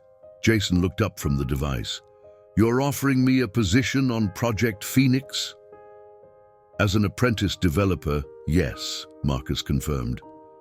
Your perspective would be invaluable. You've been caring for a veteran with mobility issues for years. You understand the daily challenges in ways our team simply doesn't. For the first time since discovering Marcus's true identity, Jason felt a flicker of genuine excitement. The technology before him could help not just his grandfather, but thousands of veterans like him. Being part of that development, contributing his knowledge and experience, it was a purpose that resonated deeply. Could I share this with my grandfather? Jason asked. He has insights about mobility challenges that could be helpful. Dr. Chen and Marcus exchanged pleased glances. That's exactly the kind of thinking we need, Dr. Chen said. We should be consulting more directly with the people who will use these devices. As they left Project Phoenix and returned to the elevator, Jason was quiet, his mind racing with possibilities. The anger he'd felt upon discovering Marcus's deception had faded, replaced by a tentative hope. I know it's a lot to take in, Marcus said as they descended back to the lobby, and I understand if you're still upset about how we met. But I hope you'll consider the opportunity for what it is, a chance to make a real difference. Jason studied. Marcus, seeing beyond the billionaire facade to the grieving man he'd first encountered in the café. Why are you really doing this? All of it. The foundation, Project Phoenix, this job offer. Is it just because I gave you a free coffee? Marcus smiled slightly, appreciating Jason's directness. Before she died, my wife made me promise not to let grief turn me into someone who only existed in boardrooms and balance sheets. She was afraid I'd lose sight of what matters. His eyes met Jason's. Your simple act of kindness reminded me that I'd been breaking that promise. The elevator doors opened to the lobby, but neither man moved to exit. I don't need an answer today, Marcus said. Talk to your grandfather. Think about what you want for your future. Jason nodded slowly. I will. He stepped out of the elevator, then turned back. For what it's worth, I think your wife would be proud of what you're building here. Marcus's expression softened with a mix of pain and gratitude. I hope so, he said quietly as the doors closed between them. The evening air carried a hint of autumn as Jason sat with his grandfather on their new apartment's balcony. Below them, the city pulsed with life, so different from the view at their old place, where the only nighttime activities involved questionable transactions in poorly lit corners. Here, families strolled through the park, couples dined at sidewalk, cafes, and the ambient sounds created a peaceful backdrop for their conversation. So let me get this straight, Walter said, carefully setting down his tea mug. Your homeless veteran friend is actually Marcus Reed, the tech billionaire who went off the grid after his wife died. Jason nodded, still processing the day's revelations. Himself. And he's offered me a job. Not just any job, a real development position working on technology for veterans. Walter whistled low. Life takes some strange turns, doesn't it? You're not as surprised as I thought you'd be, Jason observed, studying his grandfather's reaction. Walter chuckled, adjusting the blanket over his legs. Son, when you've lived as long as I have, you learn that people rarely fit the boxes we try to put them in. Rich, poor, labels don't capture the complexity of a human being. Jason leaned back in his chair, gazing up at the darkening sky. I was so angry when I figured it out. I thought he was playing some kind of game with us. And now, Walter prompted, Now I'm not sure what to think." Jason ran a hand through his hair. "Part of me still feels manipulated, but another part understands why he did it. He was grieving, lost. And then there's this project he's working on. You should see it, Gramps. It's like an exoskeleton that could help people with mobility issues. It could change lives." Walter nodded thoughtfully. "Including mine, maybe, yeah. That's part of what he wants me for, my perspective from helping you. So what's stopping you? Sounds like the opportunity of a lifetime." Jason sighed, finally voicing the fear that had been lurking beneath his anger and confusion. "What if I'm not good enough? These are top developers with degrees from MIT and Stanford. I'm self-taught with half a community college education." Walter reached across the small table between them, his weathered hand gripping Jason's arm with surprising strength. "Listen to me, son. I may not know much about computers, but I know about potential. You've been solving impossible problems your whole life, keeping us afloat when the bills piled up, finding ways to make things work when anyone else would have given up." Jason swallowed hard, emotion tightening his throat. "That's different, is it?" Walter challenged. "Seems to me that figuring out how to stretch $30 into a week's worth of groceries requires the same kind of creative problem solving as writing computer programs. You just haven't had the chance to prove it in the way these other folks have." They sat in comfortable silence for a moment, watching as the first stars appeared overhead. "You know," Walter finally said, "before I shipped out to Vietnam, my commanding officer told me something I never forgot. He said, 'Parker, opportunity doesn't knock twice. When that door opens, you either walk through it or spend the rest of your life wondering what was on the other side." Jason smiled faintly. "Subtle, Gramps." "I've never been known for my subtlety," Walter replied with a wink. "But I'm serious, Jason. You've put your life on hold for years taking care of me. Maybe it's time you walked through that door. You're the most important person in my life," Jason protested. "I wouldn't change anything I've done." "And I love you for that," Walter said softly. "But I never wanted to be the reason you didn't reach your potential. If this Marcus Reed sees in you what I've always seen, he's a smarter man than his bank account suggests." The next morning, Jason arrived at Brewful Moments earlier than usual. The café was quiet, with only Deena visible, preparing for the day. She looked up as the bell above the door announced his arrival. "You're early," she noted, her expression telling Jason that she knew why he was there. "He told you everything, didn't he?" Jason asked, joining her behind the counter. Deena handed him a mug of freshly brewed coffee. "Marcus Reed isn't someone who takes no for an answer easily. He wanted to make sure I understood his intentions before approaching you." "And what did you think?" Jason asked, genuinely curious about her perspective. Deena considered the question as she arranged pastries in the display case. "At first I was skeptical. Billionaires don't usually take such personal interest in coffee shop employees. But the way he talked about you..." She paused, selecting her words carefully. "He has genuine respect for you, Jason. Not pity, not charity. Respect. I still feel like I'd be abandoning you after everything you've done for me." Deena straightened, fixing him with a stern look. "Listen to me, Jason Parker. I didn't create that veteran program position as a favor to you. I did it because you're good with people and understand what veterans need. But if I'm being completely honest, you're wasted making lattes." "Thanks a lot," Jason said with a mock, wounded expression. "You know what I mean." Deena continued, softening. "You're smart, scary smart. I've seen you reading those coding books during breaks, solving problems that might as well be in Greek for all I understand them. This cafe was never meant to be your final destination."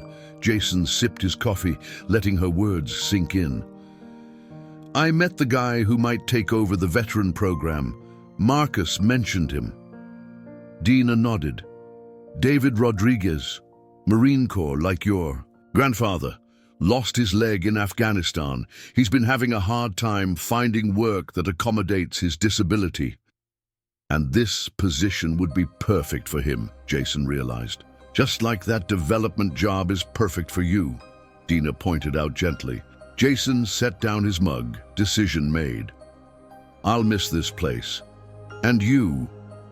Deena rolled her eyes, but Jason could see the emotion she was trying to hide. Please, you'll be too busy hanging out with tech geniuses to remember the little people. Never, Jason promised, pulling her into a hug. Besides, you know I'll still come in for my morning coffee.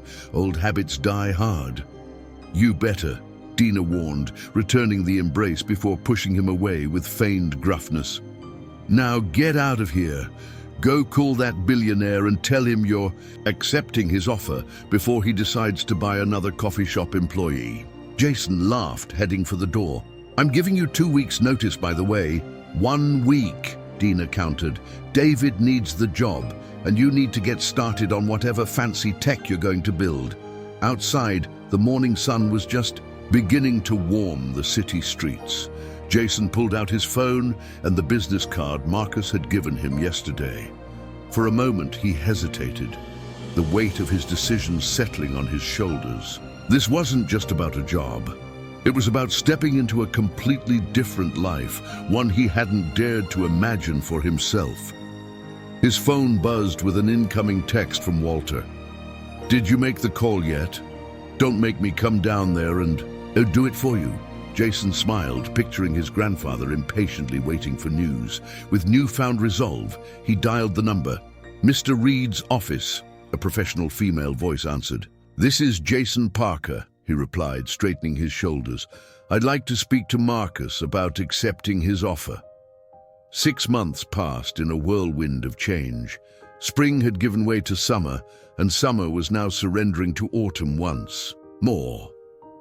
Jason stood at the window of the Project Phoenix lab, watching golden leaves swirl across the courtyard of Quantum Leap's campus. Behind him, a team of developers and engineers worked intently, the quiet clicking of keyboards and occasional murmured conversations creating a productive ambience that still felt surreal to him. Parser error in the gate adjustment algorithm, announced May, one of the senior developers. Jason, didn't you rework that section last week? Jason turned from the window, quickly moving to her workstation. Yeah, let me take a look.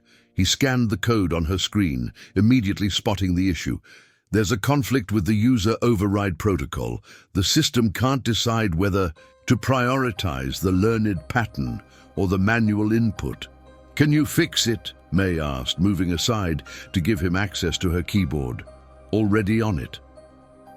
Jason's fingers flew across the keys, making precise adjustments to the code with a confidence that would have astonished his former self. In 6 months, he had absorbed more technical knowledge than he had in years of self-study, driven by the real-world application of his work and surrounded by mentors who pushed him to excel. That should do it, he said after a few minutes. Try. Running the simulation again, May initiated the program, and they both watched as the virtual model on screen walked with a natural gait, the exoskeleton responding seamlessly to changes in terrain and speed. Perfect, she said with approval. You have good instincts for this. I just understand the problem we're trying to solve, Jason replied modestly. That's exactly why Marcus wanted you on this team, came a voice from behind them. Dr. Chen approached, reviewing data on her tablet. Technical skills can be taught, but perspective comes from experience. Jason's perspective had indeed proven invaluable. His years of helping Walter navigate mobility challenges had given him insights that the team's formerly educated engineers simply didn't possess. What might seem like an elegant solution in theory didn't always translate to practical application for someone struggling with balance or chronic pain. How's your grandfather doing with the prototype? Dr. Chen asked. Better than expected, Jason replied, unable to keep the pride from his voice. Walter had been one of the first test subjects for the mobility assistance device, providing crucial feedback that had shaped the most recent iterations. He walked to the park and back yesterday, without needing to rest once. Said his pain level stayed below a 4 the whole time. Dr. Chen made a note on her tablet. That's significant improvement from the baseline. Any issues with the battery life? Still holding at about 8 hours of active use, Jason confirmed. He wants to know when he can try the stairs module. Next week, if the calibration tests go well, Dr. Chen promised. She glanced at her watch. Don't you have a meeting with Marcus soon? Jason checked the time and nodded. Yeah, I should head up there now. As he made his way to the executive floor, Jason reflected on how dramatically his life had changed. His worried, exhausted barista stretching every dollar had been replaced by a confident developer with a stable income and benefits that ensured Walter received the best possible care. Yet despite these changes, Jason had maintained his connection to Brewful Moments, stopping by several times a week to catch up with Deena and support David Rodriguez, who had indeed taken over the veteran program with remarkable success. Marcus's assistant greeted him warmly as he arrived. He's waiting for you, Jason. Go right in. The CEO's office was spacious, but not ostentatious, with floor-to-ceiling windows overlooking the city.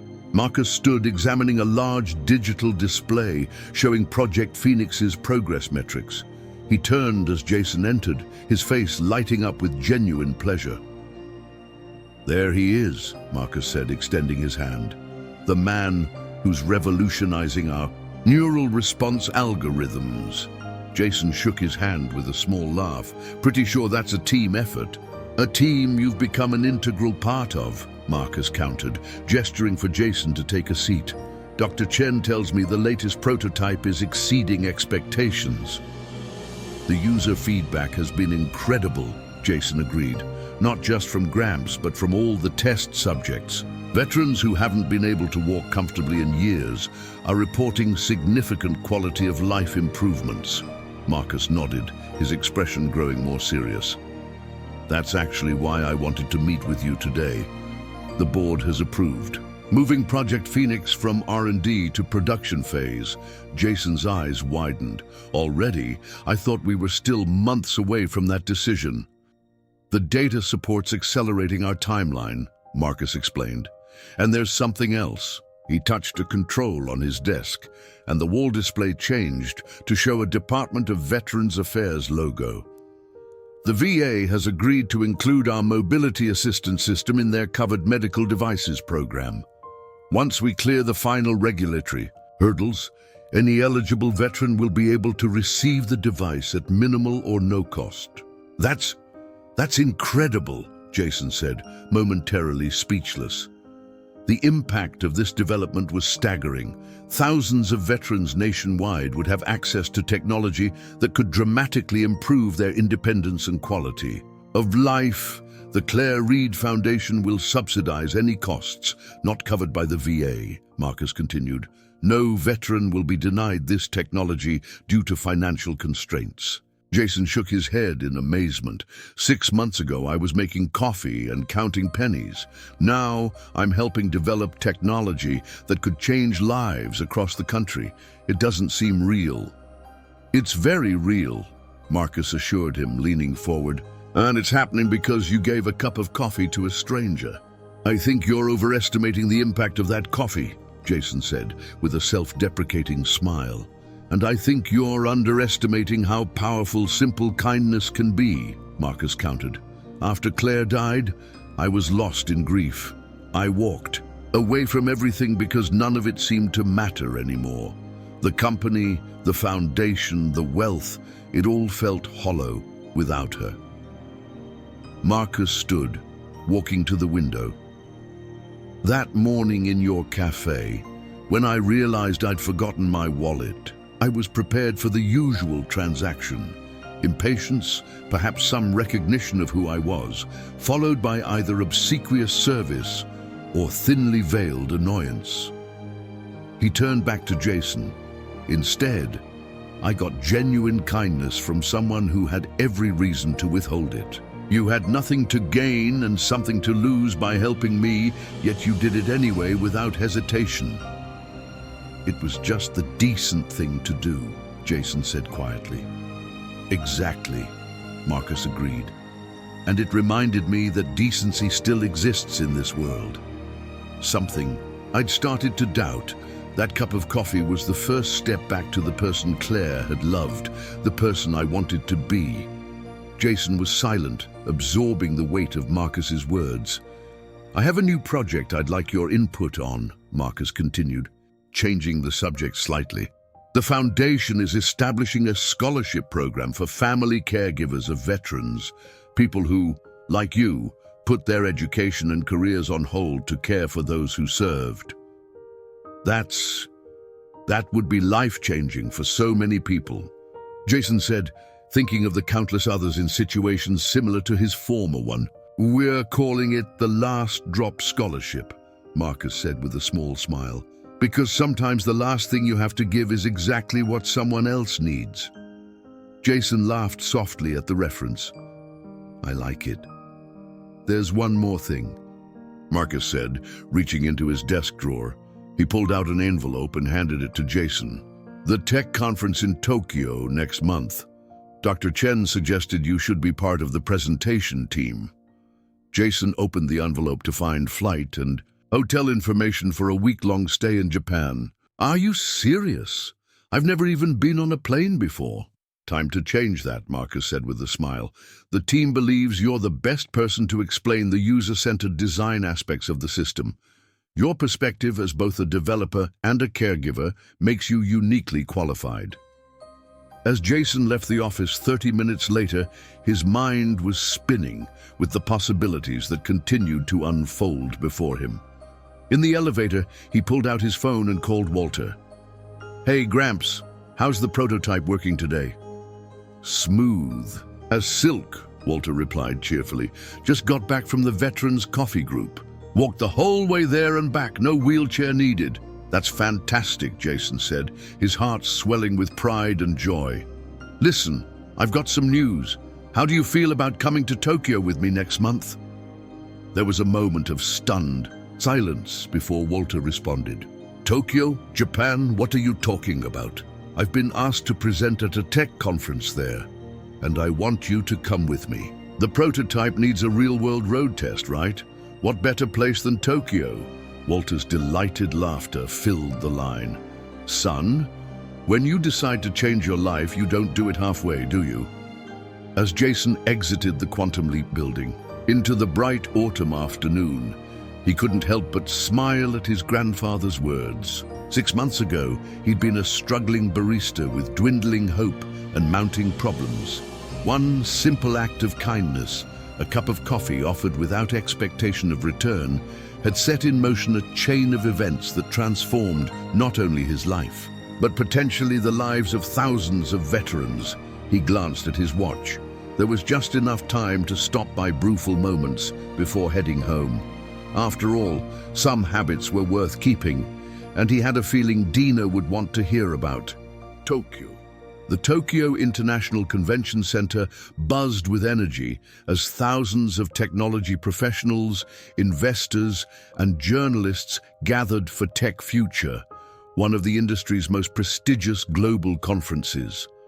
Massive screens displayed innovations from around the world, while automated translation devices ensured ideas flowed freely across language barriers. For Jason, who had never traveled outside his home state before this trip, the experience was nothing short of overwhelming. You look like I did my first day in Saigon, Walter observed with amusement, expertly maneuvering through the crowd with his mobility device. The prototype had performed flawlessly during their journey, allowing Walter a freedom of movement he hadn't experienced in decades. Eyes wide, mouth hanging open, looking like you might either pass out or take flight. Jason laughed, adjusting his Quantum Leap badge. Is it that obvious? I feel like everyone can tell I don't belong here. That's imposter syndrome talking, came a voice from behind them. Dr. Chen approached, elegant in her business attire, but with the same kind smile she always wore in the lab. Every person in this room has felt that way at some point, even Marcus. speaking. Of the CEO, Jason spotted him across the exhibit hall, surrounded by reporters and industry leaders. Despite the crowd clamoring for his attention, Marcus maintained the same grounded presence he'd shown since his return to public life. The media had been fascinated by his transformation, the reclusive billionaire who had disappeared after his wife's death, now championing veteran causes with renewed purpose.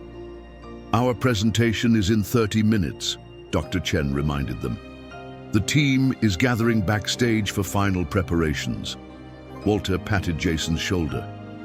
"That's my cue to find my seat. Wouldn't want to miss my grandson's international debut." As Walter moved toward the auditorium, Jason marveled at the change in him. 6 months ago, his grandfather had been confined mostly to their small apartment, his world shrinking with his mobility. Now he was navigating one of the world's largest cities with confidence, his natural sociability resurging as physical limitations fell away. Backstage, the Project Phoenix team made last-minute adjustments to their presentation. Jason reviewed his talking points, still somewhat amazed that he would be speaking alongside industry veterans with decades of experience. His portion focused on user-centered design and real-world applications, how understanding the daily challenges of veterans had shaped the technology's development. "Nervous?" Marcus asked, appearing beside him. "Terrified," Jason admitted with a small laugh. "Public speaking wasn't covered in my barista training." "You'll be fine," Marcus assured him. "Just speak from experience. That's something no one else on this stage can offer." The presentation began with Dr. Chen introducing Project Phoenix to enthusiastic applause. The audience, a mix of technology professionals, healthcare providers, and investors, leaned forward as she outlined the neural responsive system's capabilities. Video demonstrations showed veterans of various ages using the technology to navigate everyday obstacles with newfound ease. When Jason's turn came, he took a deep breath and stepped to the center of the stage. The sea of faces before him momentarily froze his thoughts until he spotted Walter in the front row, giving him a subtle thumbs up. Drawing strength from his grandfather's presence, Jason began to speak.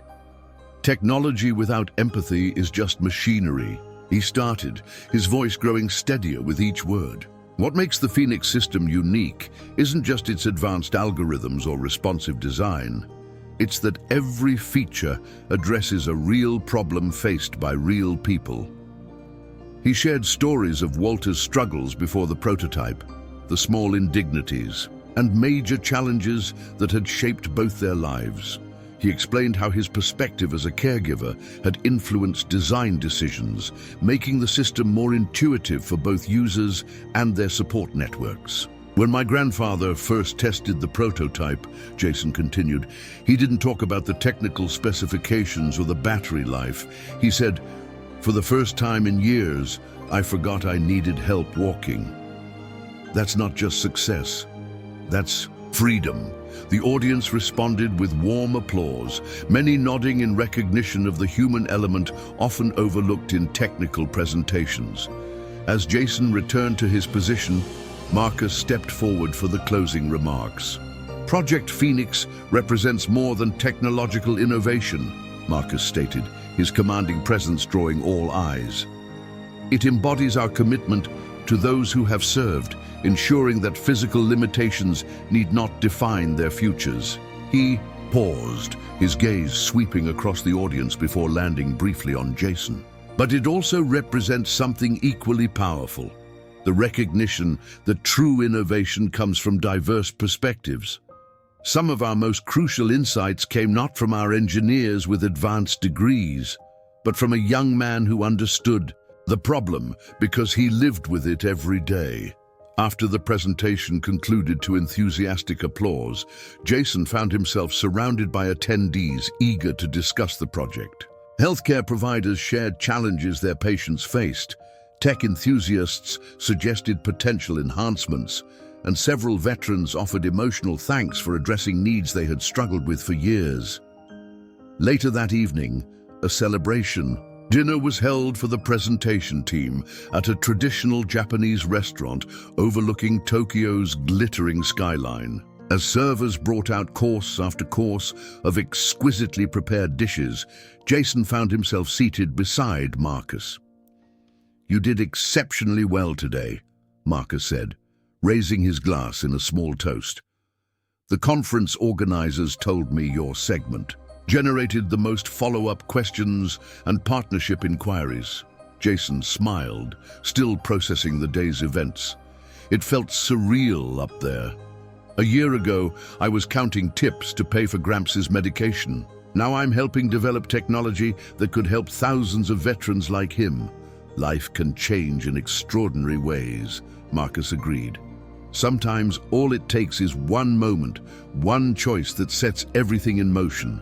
Across the table, Walter was deep in animated conversation with Dr. Chen and several Japanese researchers, his hands gesturing expressively as he demonstrated some aspect of his experience with the prototype. The joy on his face, the renewed engagement with the world, brought a lump to Jason's throat. "I never thought I'd see him like this again," Jason said quietly. When his benefits got tied up and his health declined, it was like watching him disappear a little more each day. Marcus nodded in understanding. Claire was the same toward the end. Not physically, the cancer took care of that, but spiritually. The hardest part wasn't losing her to death. It was watching her lose pieces of herself while still alive. It was the first time Marcus had spoken so directly about his wife to Jason.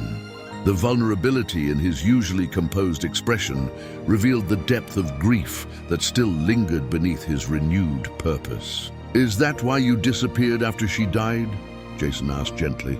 Marcus gazed out at the Tokyo skyline, considering the question. "Partly, but it was more than grief. It was guilt." "Guilt? For what?" "For surviving, for continuing to exist in a world without her." Marcus's fingers traced the rim of his glass. "I spent decades building a technology empire, accumulating more wealth than any person reasonably needs, yet I couldn't save the one person who mattered most to me. What was the point of all that success if it couldn't prevent the most significant failure of my life?" Jason was silent, recognizing the weight of the confession. "That morning in your café," Marcus continued after a moment, "when you gave me that coffee, it was the first truly human connection I'd allowed myself in months. You saw someone in need and responded with kindness, not because of who I was or what I could do for you, but simply because it was the right thing to do." He turned to Jason, his expression lightening. "Claire would have liked you. She always said the measure of a person isn't what they do when everything's going well, but how they behave when life is at its hardest." "She sounds like my grandfather," Jason replied with a smile. "He says character is what you do when no one's watching." "Wise man," Marcus agreed, glancing at Walter with genuine affection. "I'm grateful our paths crossed, Jason, not just for what Project Phoenix has become, but for the reminder that one small act of kindness can reverberate far beyond its original intent." As the evening continued, Jason found himself reflecting on the journey that had brought him to this moment. The hardship, the struggle, the constant worry about the future, all of it had shaped him in ways he was only beginning to understand. Those experiences hadn't just prepared him for this opportunity, they had made it possible. Tomorrow, they would return to the conference for more presentations and meetings with potential partners interested in expanding Project Phoenix's reach. The following week would bring new challenges at Quantum Leap as they moved toward full production. Jason's life had become busier, more complex, but also infinitely more hopeful than he could have imagined a year ago. And it had all begun with a simple cup of coffee, offered without expectation or agenda, just one human being seeing another, in need and reaching out a hand, the last drop of kindness when it seemed there was nothing left to give. 1 year to the day after Jason had given Marcus that first cup of coffee, Brewful Moments buzzed with unusual activity. The small cafe had been closed to the public for the evening, its interior transformed with soft lighting and elegant decorations. A banner hung above the counter, Project Phoenix Launch Celebration. Jason stood near the entrance greeting. Arrivals in a suit that still felt foreign against his skin, despite the numerous business meetings he'd attended over the past year. The cafe's familiar scent of coffee and freshly baked goods mixed with the perfume and cologne of the guests. An eclectic gathering of Quantum Leap employees, veterans from the neighborhood program, and government officials involved in the VA partnership. "There's my favorite grandson," called Walter, approaching with surprising speed and stability. The final version of the Phoenix mobility system was barely visible beneath his pant legs, its sleek design allowing him to wear normal clothing while benefiting from its support. "I'm your only grandson," Jason replied with their familiar joke, embracing the older man. "Details, details," Walter laughed, stepping back to survey the transformed cafe. Deena really outdid herself. Indeed, the cafe owner had enthusiastically embraced hosting the event, proudly telling anyone who would listen about her star employee turned tech wunderkind. She approached now, carrying a tray of specialty coffees named after team members. "Try the Parker Perk," she insisted, offering Walter a cup. "Cinnamon and chocolate with just a hint of heat. Reminds me of your grandson, sweet but with unexpected kick." Walter accepted the drink with a chuckle. Accurate description. Jason glanced around, taking in the scene with a sense of wonder. David Rodriguez, now running Brewful Moments veteran program, was deep in conversation with the Secretary of Veterans Affairs. Several participants from the program, former military personnel who had struggled to find employment, worked the event, serving food and drinks with newfound confidence.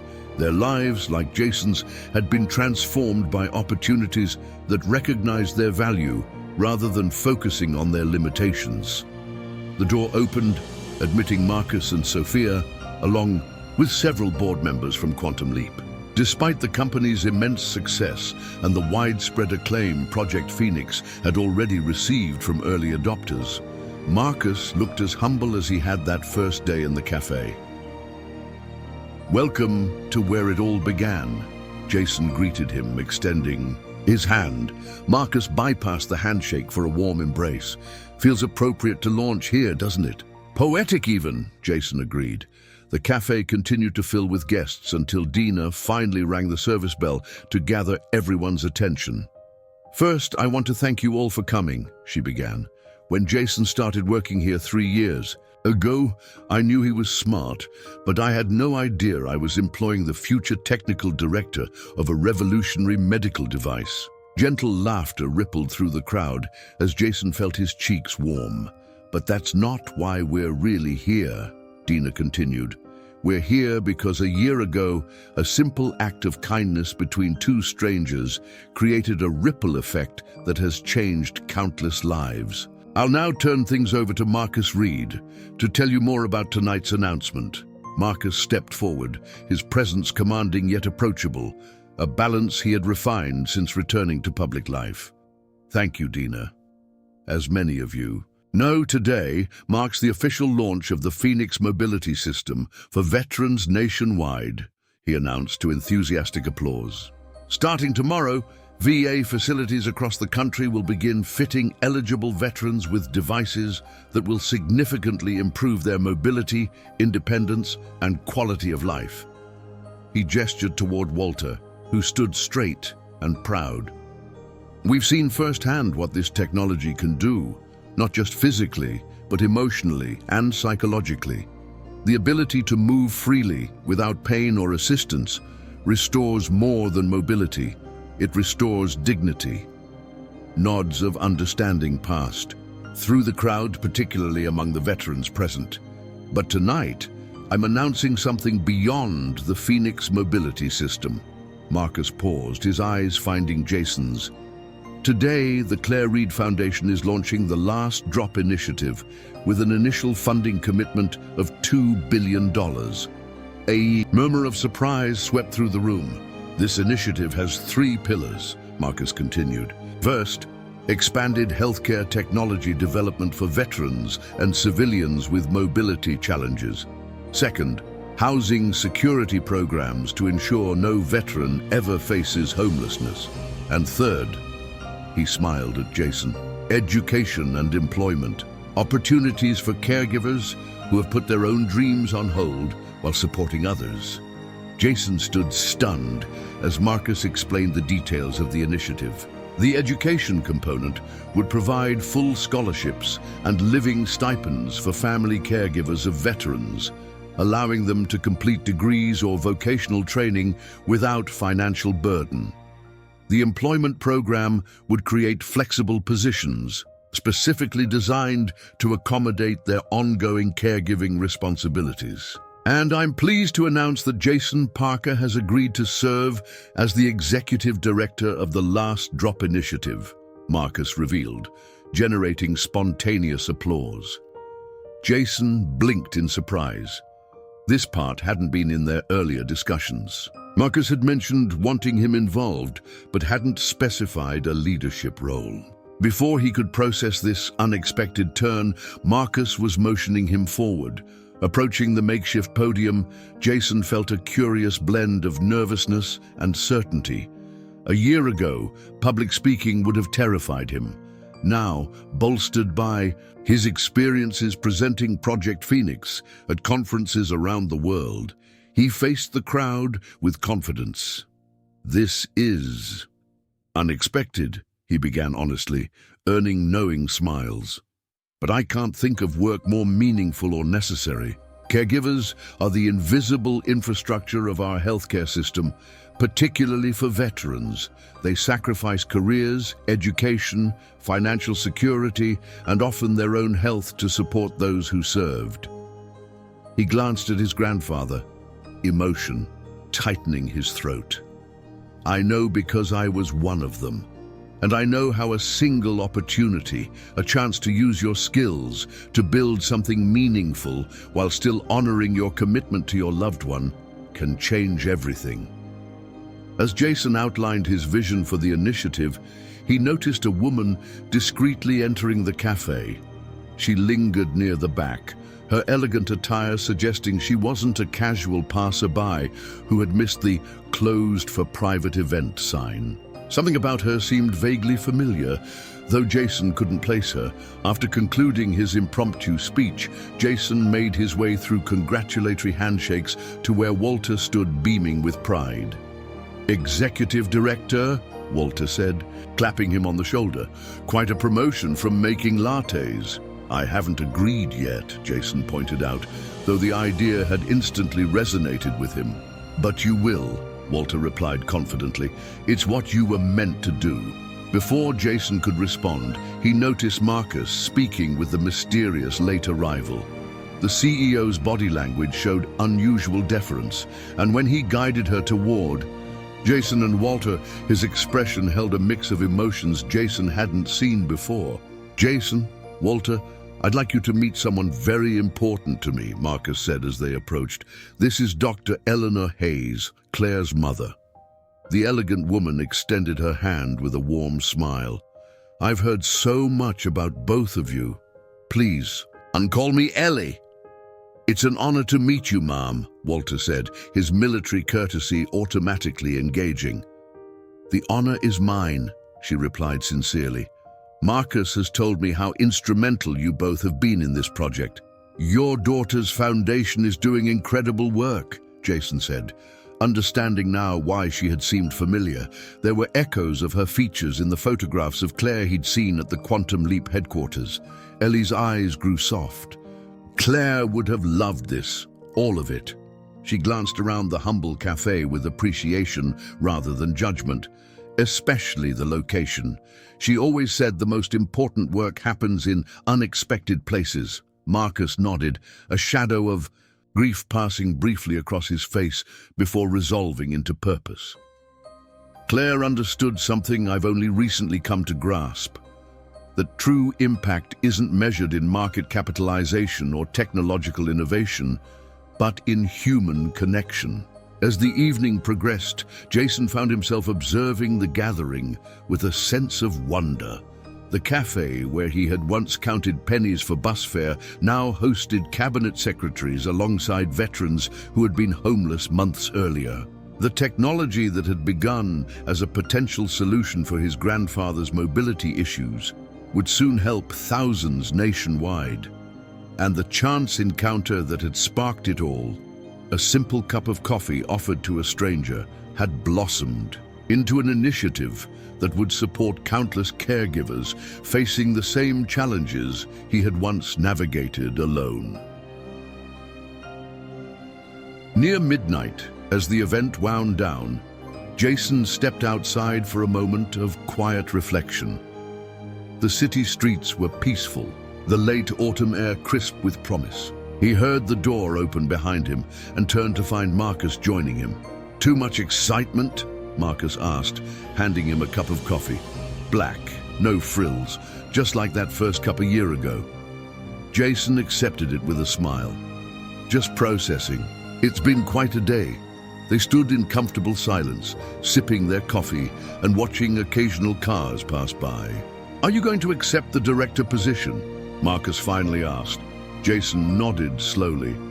"I think I am. It feels right, using what I've learned to help others in similar situations." "I hoped you'd say that," Marcus admitted. "The initiative needs someone who understands the challenges firsthand, not just theoretically. What made you think of creating it?" Jason asked, curious about the evolution of the idea. Marcus considered the question, his breath creating small clouds in the cool air. "After Claire died, I lost my way. I had all the resources anyone could want, but I couldn't find a reason to keep going. Then a young barista with every reason to focus only on his own problems showed me that generosity isn't tied to abundance. It's a choice available to anyone, regardless of circumstance." He turned to face Jason directly. "The last drop isn't just about financial support or educational opportunities, though those are crucial. It's about recognizing the profound human capacity for compassion, even when, especially when, giving seems impossible." Jason understood then that the initiative's name held deeper meaning than he'd initially realized. It wasn't just a nod to their first meeting in a coffee shop. It acknowledged that moment of choosing to give, when you have almost nothing left, the last drop of energy, resources, or hope offered freely to another. "1 year," Jason mused, shaking his head in amazement. "Sometimes I still can't believe how much has changed, and it's just the beginning," Marcus replied, his eyes reflecting the determination that had built a tech empire and was now reshaping veteran care. "The Phoenix system is already generating data that will help us develop the next generation of mobility technology. The VA partnership has opened doors to addressing other healthcare challenges, and the Last Drop initiative will create opportunities for caregivers who never thought they'd get a second chance at their own dreams." Inside the cafe, they could see Walter entertaining a group with animated stories, his movements free and natural thanks to the technology he had helped perfect. Deena was laughing with Dr. Chen and Ellie, likely sharing embarrassing anecdotes about Jason's barista days.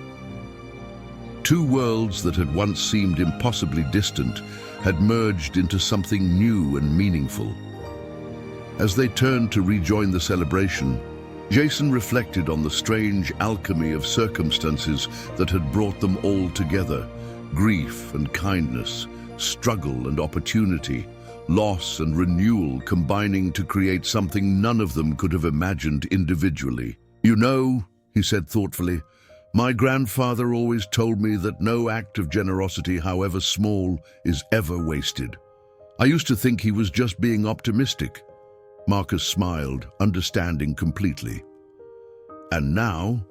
Jason glanced back at The café where his journey had begun, where a simple cup of coffee had set in motion events that would improve countless lives.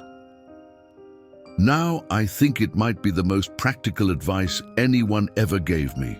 Together, they walked back into the warmth of Brewful Moments, where what had begun as a chance encounter between a struggling barista and a grieving billionaire had transformed into a mission that would ripple outward for years to come, all because someone had chosen to give when they had almost nothing left to spare, and that, Jason realized, was the true power of the last drop.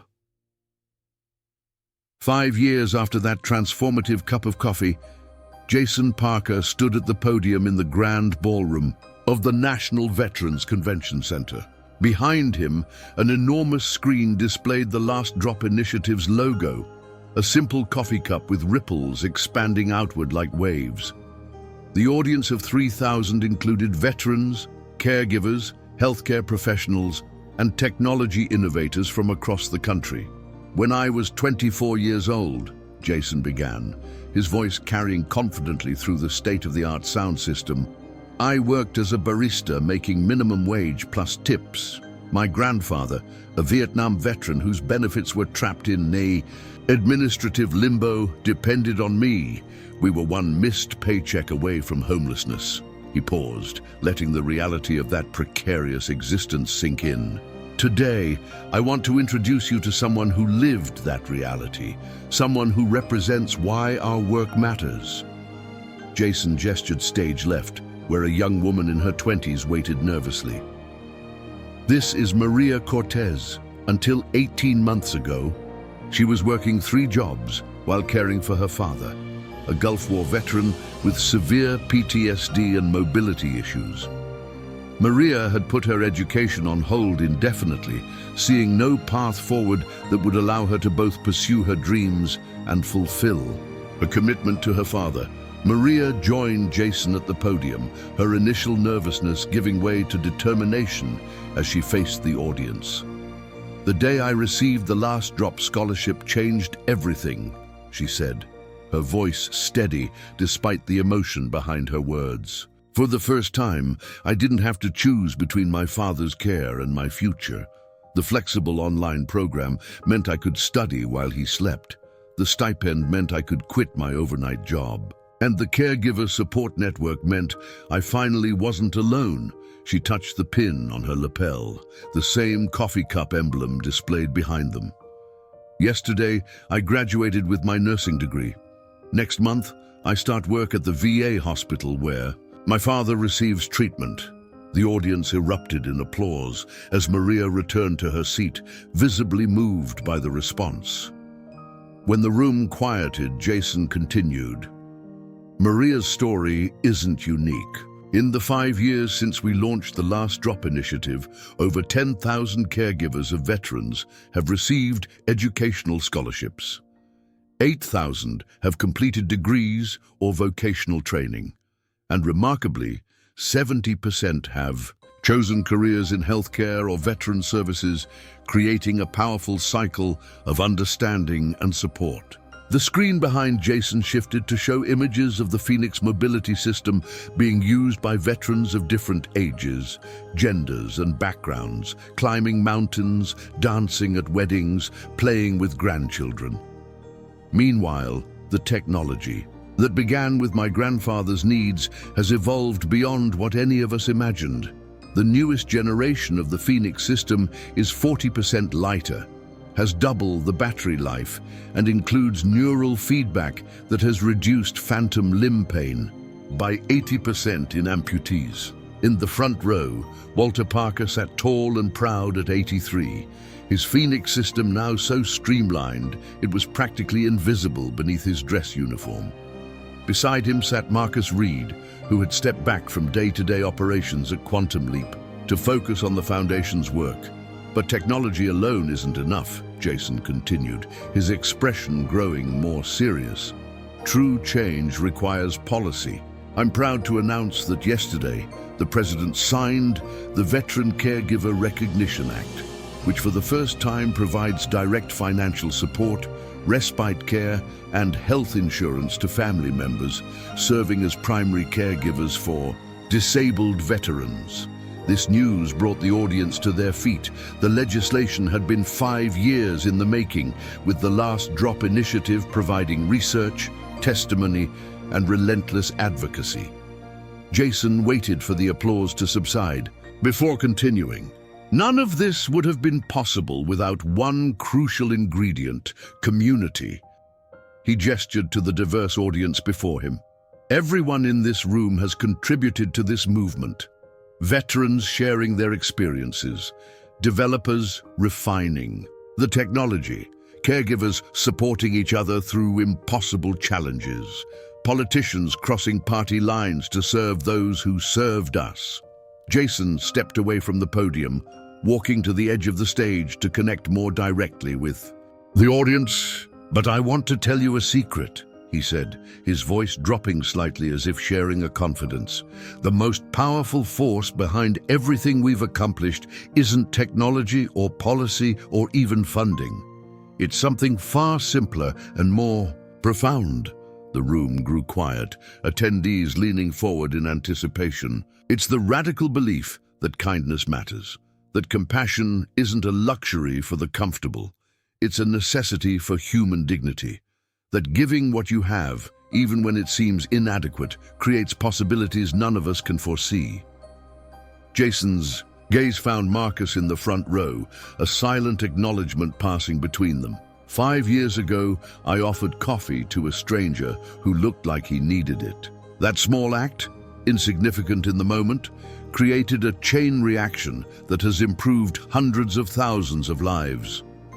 He turned, indicating the massive chart behind him, showing the initiative's impact across all 50 states. "I sometimes wonder about the invisible connections linking us all, how one person's choice ripples outward to touch lives they'll never know. How many potential world-changing moments occur daily in coffee shops, hospital waiting rooms, or neighborhood parks?